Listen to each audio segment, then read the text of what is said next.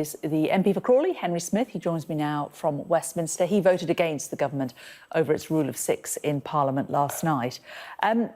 Were you reassured at all by what Boris Johnson said during Prime Minister's questions today? Well, look, this is an extremely challenging and unprecedented situation that the government is having to, and hindsight is a wonderful thing. What I am concerned about is that we get what I think needs to be a better balance of risk that weighs up both defeating COVID-19 and ensuring that it doesn't come back with a vengeance, but at the same time not ruining our economy and threatening other health conditions that perhaps aren't getting the attention that they need. What are your concerns about the rule of six? Well, I've got various concerns, for example, that it excludes children in that, and actually, in terms of enforceability, is extremely difficult.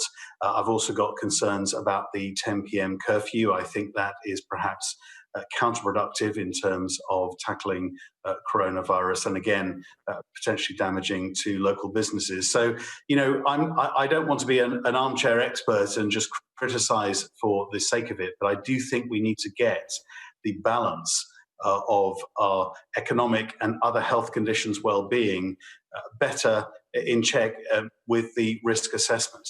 But isn't that what the government is doing? They are saying, look, you know, we don't want all the pubs to close. We want them to stay open so they can open, but they have to close a bit earlier so people don't get so drunk. And that you can have family gatherings, but try to limit the number to 6 just so that you're not spreading the virus amongst people unnecessarily. Isn't that what the government's policy actually is?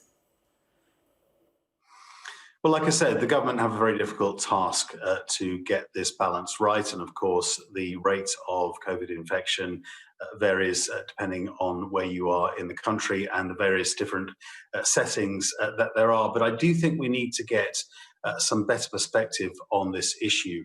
Less than half of 1% of people have COVID-19. That isn't to belittle the danger of the virus, but if we keep our economy in this semi-closed state, then it will create far more damage in the medium to longer term to people's health and well-being. And that's before you even look at other health concerns that aren't getting addressed in the way that they perhaps should be. I hope I'm wrong on this, but my fear is that there will be far more damage from non-COVID issues such as cancer, heart disease, even suicide, alcoholism, diabetes and so forth, then actually the virus will end up killing in when it is finally run its course. So I'm calling for a better balance of risk assessment as we tackle these unprecedented and incredibly challenging times.